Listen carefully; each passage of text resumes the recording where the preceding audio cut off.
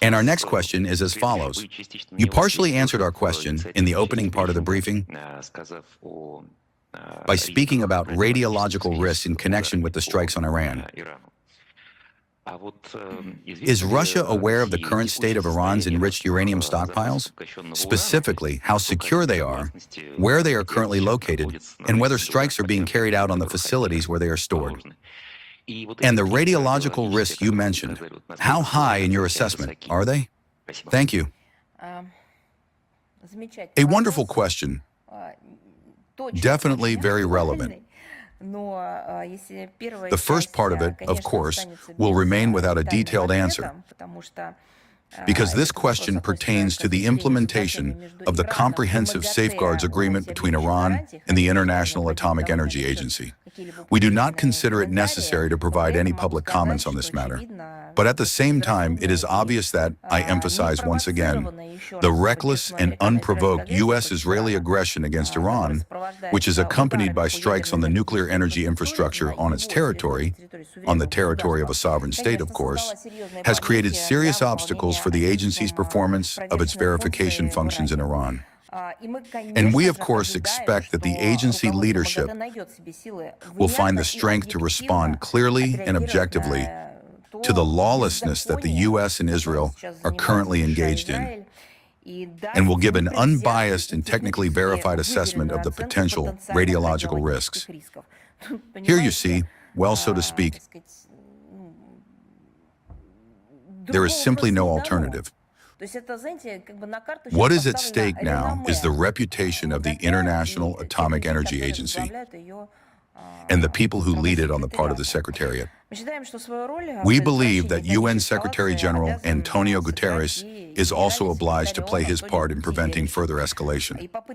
Attempts on their part to close their eyes or downplay the significance of the real threat are unacceptable.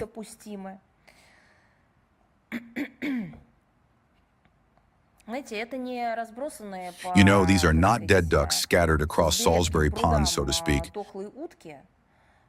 With all due respect to flora and fauna, these are nuclear facilities around which missiles and bombs are exploding, fires are raging, and all of this is not stopping. I would draw your attention to the statements made by the Director General of Rosatom, Alexei Evgenyevich Likhachev. He spoke on the situation extremely clearly. He emphasized that nuclear power facilities can under no circumstances be targets of strikes by armed forces. Here is a direct quote, simply astonishing. This is not a shooting range and not toys. Turning them into targets for strikes by military means is unacceptable and suicidal. I will say it again. This was stated by Alexei Evgenyevich Likhachev, the Director General of Rosatom. In this context, we pay special attention to the situation around the Bushehr Nuclear Power Plant. According to the assessments of our Russian nuclear experts, a threat to the station exists, since explosions are sounding literally kilometers away from its defense line. We fully share and would like to once again convey with all certainty Likhachev's appeal to the parties involved to proceed from the unconditional priority of the safety of the nuclear facility. Relevant signals are regularly conveyed by us through all available channels. Well, and also, you understand, this permissiveness gives rise to crime.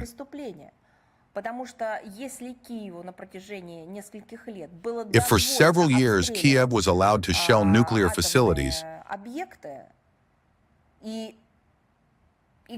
the experts who were tasked with monitoring the station's safety on behalf of the International Atomic Energy Agency could not understand at all.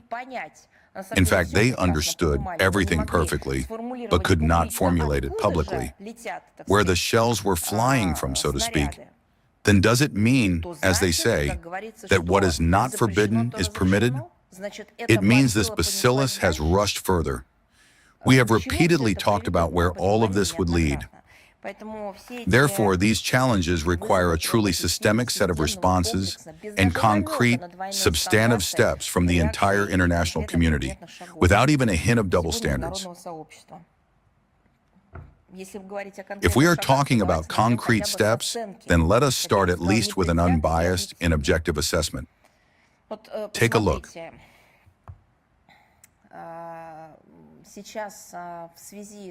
Now, in connection with the tankers sunk in the Gulf, one would think, the sunken tankers in the Gulf, who should be suffering? Well, probably the countries whose shores, so to speak, directly border those waters. After about a day and a half,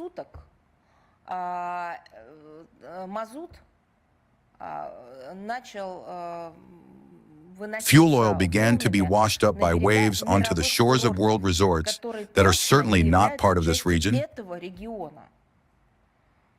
Do you understand? There is the answer to the question. A day passed, only a day. Therefore, this will not end.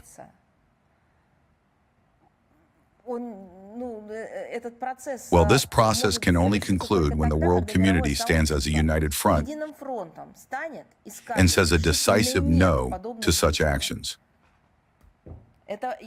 I have just told you about the fuel oil, and I say this with all responsibility because our country also accepted a similar challenge. However, it was in connection not with deliberate actions, but with a catastrophe in the Black Sea and, so to speak, on the Black Sea coast. Our citizens, special authorized structures, volunteers, and specialists literally fought for the coast of Anapa. We know what that is. But I say again, that was an unintentional catastrophe caused by natural circumstances and so on. Here, strikes are being carried out deliberately with the understanding that all of this is already the immediately adjacent tourist zone, and that even fuel oil will instantly become part of this tourist cluster. And what is there to say about nuclear or radiation contamination? That happens in a single second with consequences that cannot be eliminated for decades. And the key word here is Fukushima. I am sorry it took so long with such detailed excursions, but it seems to me that it is worth it.